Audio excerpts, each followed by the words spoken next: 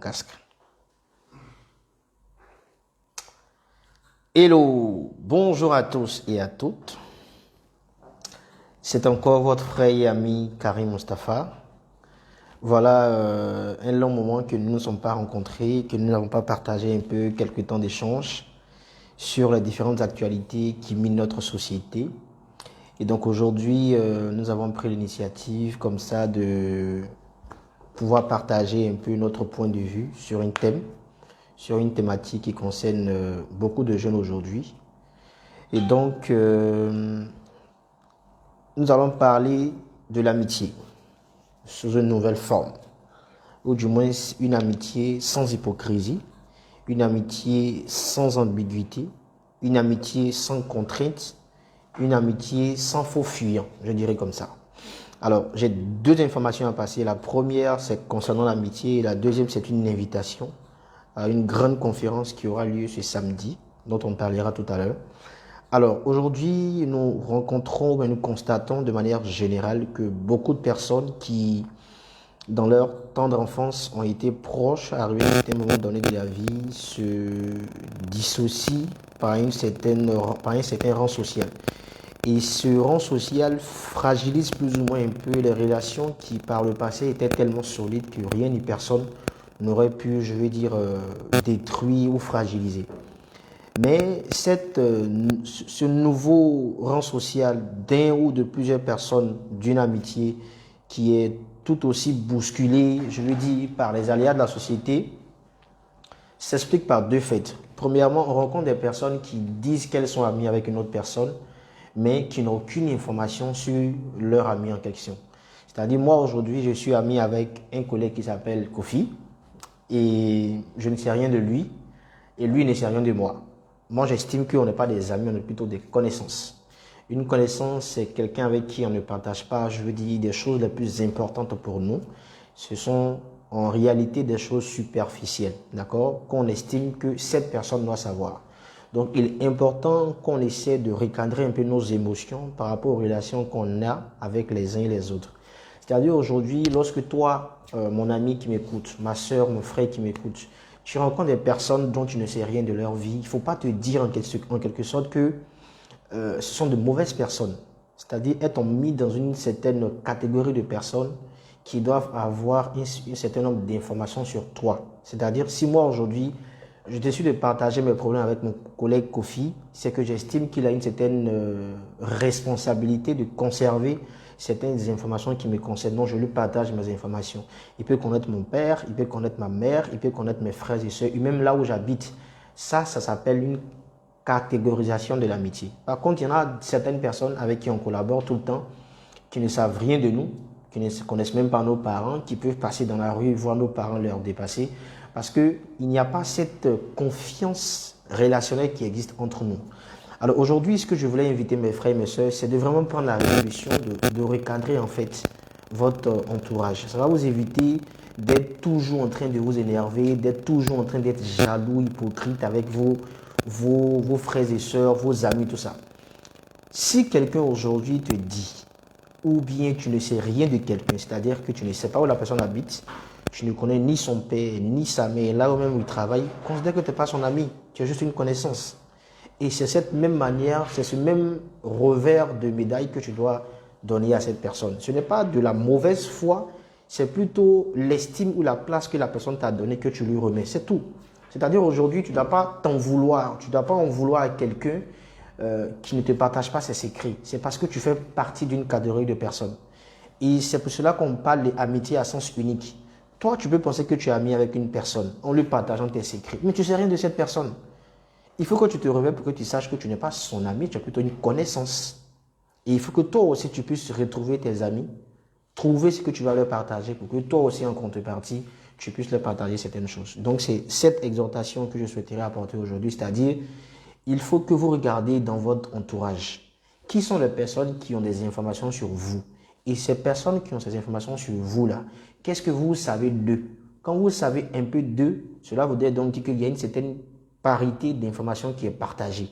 Mais si toi tu sais, si quelqu'un sait tout de toi et que toi tu ne sais rien de cette personne, toi tu penses que tu es l'ami de cette personne, mais elle te considère comme une connaissance.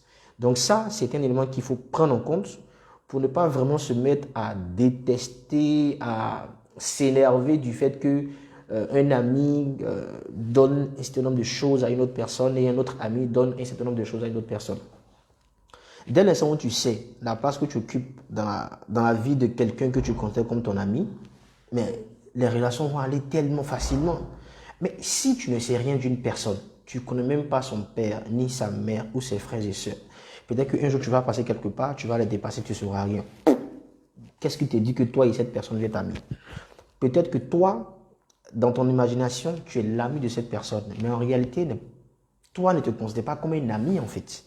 Donc c'est vraiment une exhortation à laquelle j'aimerais inviter le maximum de personnes à se cramponner là-dessus vraiment pour que on essaie de ne pas se laisser empoisonner l'esprit, on essaie de ne pas mettre en avant la jalousie, l'hypocrisie, la méchanceté parce que aujourd'hui on a tendance à penser, surtout avec les femmes, sans vouloir être ravageois, que cette pseudo-amitié et les autres est répertoriée par le fait que certaines d'entre elles partagent ou pas leurs secrets. Ça, c'est important.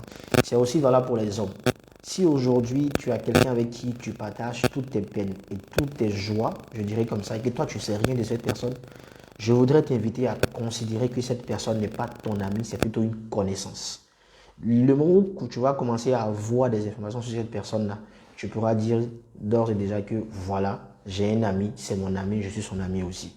Donc, faisons comme ça et puis vraiment essayons de ne pas se laisser empoisonner l'esprit. J'ai décidé de faire cette vidéo parce que j'ai un ami qui m'a partagé une histoire ce matin qui me disait que il est dans un groupe de 5 personnes où eux ils savent tout de lui, mais lui il sait rien d'eux. Ben, je leur ai dit, toi tu le considères comme des amis, mais ils te considèrent comme une connaissance. Donc il n'y a pas vraiment de raison à être énervé, à être en colère contre ces personnes. C'est juste qu'elles t'ont mis dans une certaine catégorie de personnes et tu dois en faire de même, sans pour autant être grossier ou, je vais dire, mal pour lui, tout ça. Donc il faut vraiment faire attention aux mots que tu vas employer et surtout à la manière dont tu vas te comporter avec ces personnes-là. Donc c'est un peu ça. Merci à tous pour votre disponibilité auditive. Et on va passer maintenant au deuxième point. C'est une conférence d'une confrère de l'Académie des conférenciers d'inspiration dénommée Madame Guédé. J'appelle affectueusement Linda, épouse Guédé. C'est une conférence qui aura lieu le samedi 9 avril 2022 à l'hôtel BNB Ressort, Angré 8e tranche en face de Sycomex. L'entrée est à 10 000 francs. Le thème, c'est comment comprendre la puissance de la résilience et réussir dans sa vie. Vous voyez, beaucoup de personnes sont confrontées à des difficultés et parfois ces difficultés ont tendance à agir émotionnellement sur l'esprit des uns des autres. Ça fait que ça peut freiner ces personnes dans leur élan. Vous avez 4 intervenants, notamment 2 conférencières d'inspiration, un conférencier, un traducteur et le directeur général de Worldgate Group, qui vont venir vous entretenir en fait sur comment est-ce qu'il faut surmonter les problèmes dans la vie et aller de l'avant. Il ne faut pas se laisser influencer, il ne faut pas se laisser, je veux dire, embobiner l'esprit par tous les problèmes qu'on rencontre. On ne vient pas sur la terre pour être heureux. On ne vient pas sur la terre pour avoir toujours le bonheur. Il y a des moments dans la vie où le malheur frappe à nos portes. Les difficultés, les épreuves nous soumettent à des tensions, à des secousses qui ne disent pas leur nom. Donc il est important de garder un cap. Et c'est ce cap-là que ces personnes, ces experts en la matière viendront partager avec vous. Madame Guédé, elle est spécialiste en marketing et communication, event manager, et elle est conférencière d'inspiration également. C'est une dame que je connais qui a beaucoup de vécu, qui a du rendu et qui sait comment parler à des personnes qui ont rencontré des difficultés et surtout comment les aider à vaincre cette timidité-là et à sortir pour être de meilleures personnes. Et il y a aussi Madame Edith Kwame, qui est responsable administratif et financier dans une structure et elle est conférencière d'inspiration. Sincèrement, cette dame, j'ai rien à dire sur elle parce que il faut écouter son histoire pour comprendre que dans la vie, quand tu as des problèmes et que tu en sors, tu deviens comme un lion. Figurez-vous que cette dame est quittée au village à l'âge de 5 ans et est venue à Abidjan pour être la nounou d'un enfant de 4 ans. Mais si elle te raconte son histoire, je te jure que tu vas dire Dieu merci pour ce que tu as vécu dans ta vie. Beaucoup de personnes rencontrent des problèmes. Chacun a son histoire. Mais quand on apprend de par l'histoire d'une personne à faire face à la résilience, pour devenir une autre personne, ça nous donne de l'énergie pour affronter les difficultés dans la vie. Tout le monde a des problèmes, et tout le monde a des problèmes. Ça, on est d'accord là-dessus. Mais apprendre à surmonter ces problèmes, il est important de faire appel à des personnes qui ont déjà vécu ces problèmes, qui ont déjà surmonté ces problèmes et qui aujourd'hui sont, je veux dire, ne sont pas épargnés des problèmes, mais arrivent à faire face à tous les problèmes qu'ils rencontrent. Donc, c'est cette exhortation à laquelle on voulait inviter l'ensemble de la population ivoirienne. Il y a encore quelques places disponibles. Je rappelle bien, samedi 9 avril 2022, de 9h à 11h30, à l'hôtel BNP Resort, André 8e tranche, en face de Sycomex, pardon. Donc, après, je dirais, je mettrai une photo avec les informations pour que ceux qui souhaitent s'y rendre puissent s'y rendre. Vraiment, vous avez beaucoup à gagner en partant à cette activité parce que même si vous n'avez pas de problème, vous savez comment est-ce que vous devez sortir de ces problèmes. Vous pourrez écouter comment est-ce que ces personnes ont réussi à surmonter ces problèmes et être des canaux de transmission pour d'autres personnes qui rencontreront ces mêmes problèmes à l'avenir. Donc vraiment, faisons l'effort d'être là et puis ensemble, contribuons à être des êtres meilleurs. N'oubliez pas aussi de dire à ceux que vous aimez que vous les aimez. Comme on le sait, la vie elle est très fragile. Il y a beaucoup de personnes, il y a beaucoup de choses qui se passent dans ce monde et on n'est pas épargné de toutes sortes de difficultés. Donc, n'hésitez pas, n'oubliez pas de dire à ceux que vous aimez que vous les aimez. Moi, je vous aime. Je vous aime, mon Dieu. Que Dieu vous garde. À très bientôt. Prenez soin de vous. Take care.